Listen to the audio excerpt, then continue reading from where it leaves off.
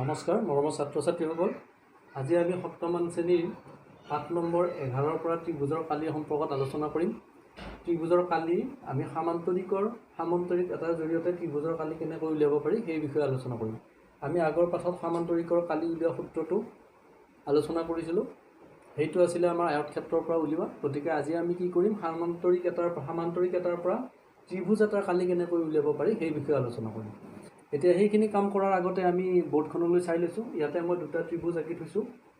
এই ত্ৰিভুজ দুটা যেনিবা এইটো ক নম্বৰ ত্ৰিভুজ, এইটো খ নম্বৰ ত্ৰিভুজ। এতিয়া তোমালোকে দেখিছা যে এই ত্ৰিভুজ দুটা মই একে সমান জোখৰ কৰি আঁকিছোঁ। ইয়াৰ এইটো বাহু 3 চেণ্টিমিটাৰ, এই বাহুটো 3 centimetre, 4 centimetre 4 centimetre, 5 centimetre 5 centimetre, অৰ্থাৎ ইহঁত দুটা সৰ্বসম ত্ৰিভুজ।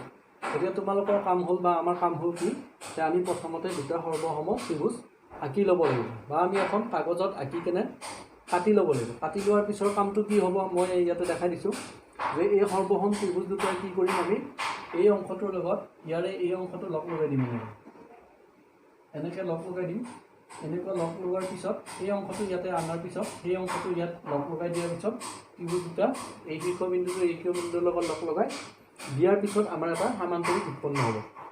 এই সামান্তৰিকটোৰ পৰা আমি এটা ত্ৰিভুজৰ কালি কেনেকৈ উলিয়াব পাৰি সেই বিষয়ে আলোচনা কৰিম। এতিয়া তোমালোকে দেখিছা যে এই সামান্তৰিকটোত দুটা ত্ৰিভুজ আছে।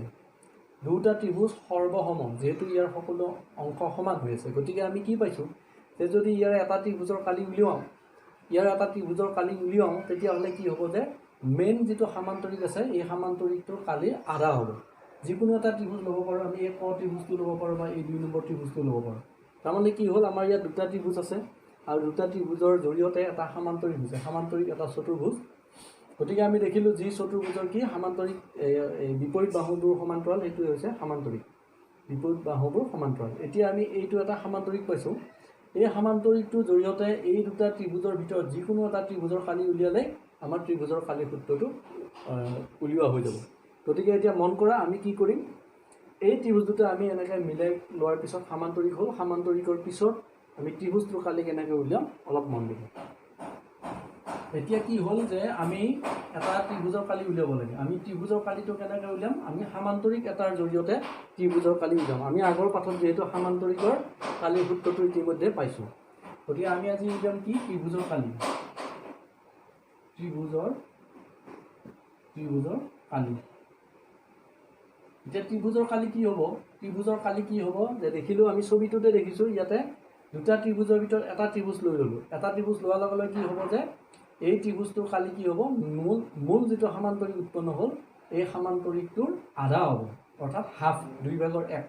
গতিকে সামান্তৰিকটোৰ কালি যিমান হ'ব তাৰ আধা কালি ওলালে আমি এটা ত্ৰিভুজৰ কালি উলিয়াব পাৰিম। আমি এতিয়া সেইটো অংকৰ ভাষাত বা গণিতৰ ভাষাত কেনেকৈ লিখিম, অংকৰ ভাষাত আমি এনেকৈ লিখিম যে ত্ৰিভুজৰ কালি সমান হাফ অফ মানে আধা ল'লোঁ, হাফ অফ মানে হ'ল আধা, তাৰ হ'ব সামান্তৰিকটোৰ কালি। আমি যিটো সামান্তৰিক পালোঁ, দুটা সৰ্বসম ত্ৰিভুজৰ পৰা এটা সামান্তৰিক পালোঁ, সেই সামান্তৰিকটোৰ কালি ইয়াতে লিখি দিলোঁ। সামান্তৰিকটোৰ কালি ইয়াতে সামান্তৰিকৰ কালিটো লিখি দিলোঁ। এতিয়া আমি দেখিলোঁ যে কি হ'ল, যিকোনো এটা ত্ৰিভুজৰ কালি কি হ'ব, হাফ অফ সামান্তৰিকৰ কালি। ইতিমধ্যে আমি সামান্তৰিকৰ কালি শিকিয়ে থৈছোঁ। আমি যোৱা পাঠত ইতিমধ্যে সামান্তৰিকৰ কালিৰ বিষয়ে আলোচনা কৰিছোঁ। সামান্তৰিকৰ কালি সমান ভূমি পূৰণ উচ্চতা। তলৰ ফালে যিডাল আছিলে সেইডাল ভূমি, আৰু আমি যিডাল লম্ব আঁকিছিলোঁ আয়ত এটাত, আমি সামান্তৰিক এটাত যিডাল লম্ব আঁকিছিলোঁ সেইডাল হৈছে উচ্চতা। 90 ডিগ্ৰীকৈ যিডাল আঁকিছিলোঁ সেইডাল হ'ল উচ্চতা। অৰ্থাৎ আমি এটা সামান্তৰিকৰ জৰিয়তে ত্ৰিভুজৰ কালি এটা কেনেকৈ উলিয়াব পাৰোঁ অতি সহজে, যে দুটা সৰ্বসম ত্ৰিভুজ আঁকি ল'লোঁ, দুটা সৰ্বসম ত্ৰিভুজ আমি একেলগ কৰাৰ পিছত এটা সামান্তৰিক উৎপন্ন হ'ল। তাৰে এটা সামান্তৰিক উৎপন্ন হোৱাৰ পিছত এটা ত্ৰিভুজৰ কালি যেতিয়া উলিয়াব যাম, তেতিয়া বুজি পাম যে সামান্তৰিকটোৰ কালি যদি আধা লওঁ, তেতিয়া যিকোনো এটা ত্ৰিভুজৰ কালিৰ সূত্ৰটো বাহিৰ হৈ যাব বা উলিয়াব পৰা যাব। এইটোৱে হৈছে আমাৰ সাধাৰণ একেবাৰে সহজ নিয়মত আমি এটা ত্ৰিভুজৰ কালি উলিওৱা সূত্ৰ। ইয়াৰ পিছত আমি কি কৰিব পাৰোঁ, যে ইয়াত যেতিয়া আমাৰ ত্ৰিভুজৰ কালিটো উলিওৱা হৈ গ'ল, তেতিয়া আমি কি কৰিব পাৰোঁ, যে আমাৰ যেতিয়া গণিতত আমাৰ সমস্যাবিলাক আহে, তেতিয়া সমস্যাবিলাকত হয়তো আমাক সুধিব পাৰে যে ত্ৰিভুজটোৰ কালি উলিয়াব নিদি কেনে ভূমি বা উচ্চতা উলিয়াব দিব পাৰে। তেতিয়া আমি কি কৰিম, কি ছিষ্টেমত আগবাঢ়িম, সেই বিষয়ে অকণমান আমি আলোচনা কৰোঁ আহা। সেই আলোচনাটো হৈছে কি, এতিয়া আমি পালোঁ যে এইখিনি আমি যদি মচি দিওঁ, তেতিয়াহ'লে আমি কি পালোঁ, যে ত্ৰিভুজৰ কালি সমান হাফ অফ ভূমি পূৰণ উচ্চতা, অৰ্থাৎ 2/1 ইয়াতে তোমাৰ ভূমি আৰু উচ্চতা থাকিব। ভূমি পূৰণ উচ্চতা অৰ্থাৎ হাফ অফ ভূমি পূৰণ উচ্চতা। এতিয়া আমাৰ যদি কেতিয়াবা ত্ৰিভুজৰ কালি নিৰ্ণয় কৰিব দিয়ে, প্ৰত্যক্ষভাৱে ত্ৰিভুজৰ কালি এটা নিৰ্ণয় কৰিব দিয়ে, তেতিয়াহ'লে এই সূত্ৰটোৰে আমি ভূমি বা ত্ৰিভুজৰ কালিটো ভূমি আৰু উচ্চতা দিয়া থাকিলে উলিয়াব পাৰিম। কিন্তু কেতিয়াবা কি হয় যে কিছুমান গণিতৰ সমস্যাবিলাকত আমাক কেৱল ভূমিটো উলিয়াব দিয়ে, তেতিয়া আমি কি কৰিম? কেৱল ভূমি উলিয়াব দিব বা কেতিয়াবা কেৱল উচ্চতাটো উলিয়াব দিব। তেতিয়া কি হ'ব, তোমালোকে এই কথাটোলৈ মন কৰিলে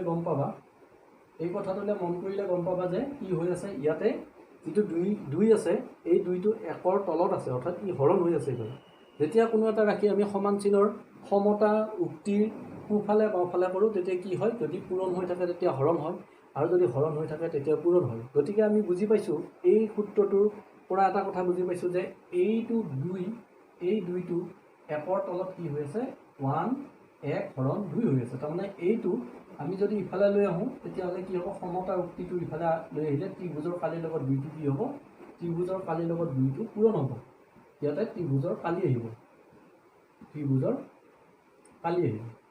তেতিয়া আমি এতিয়া দেখিম যে ভূমি আৰু উচ্চতাৰ মাজত কি চিন আছিলে? ভূমি আৰু উচ্চতাৰ মাজত কি আছিল? পূৰণ চিন আছিল। গতিকে আমাৰ ইফালে আমি যিহেতু ভূমি আনিছোঁ, যে ভূমিৰ লগত উচ্চতাটো কি হৈ আছিলে? পূৰণ হৈ আছে। আমি যদি এনেকুৱা বৰ্জ্য পূৰণ বুলি কয়, এনেকুৱা ইয়াতে লিখোঁ, সেইটো হ'ব এতিয়া উচ্চতা।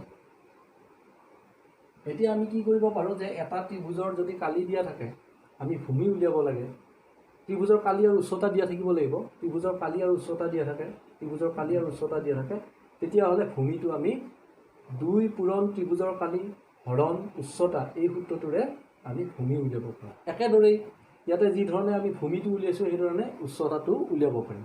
উচ্চতা উলিয়াব লাগিলেও আমাৰ একেখিনি কথাই হ'ব। ইয়াতে 2 পূৰণ ত্ৰিভুজৰ কালি থাকিব, 2 পূৰণ ত্ৰিভুজৰ কালি থাকিব ইয়াত। আৰু ইয়াতে কি হ'ব? উচ্চতাৰ লগত যিহেতু ভূমিটো পূৰণ হৈ আছে, ইয়াতে তেতিয়া ভূমিটো আহিব।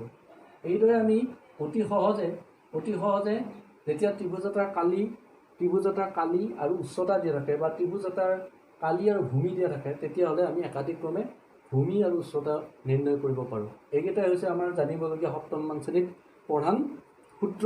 ত্ৰিভুজৰ কালি এটা আমি সামান্তৰিকৰ কালিৰ পৰা কেনেকৈ উলিয়ালোঁ সেইটো শিকিলা। গতিকে আজি পাঠটো আমি ইমানতে সামৰিছোঁ। পৰৱৰ্তী সময়ত আমি সমস্যাবিলাকৰ বিষয়ে আলোচনা কৰিবলৈ চেষ্টা কৰিম। নমস্কাৰ।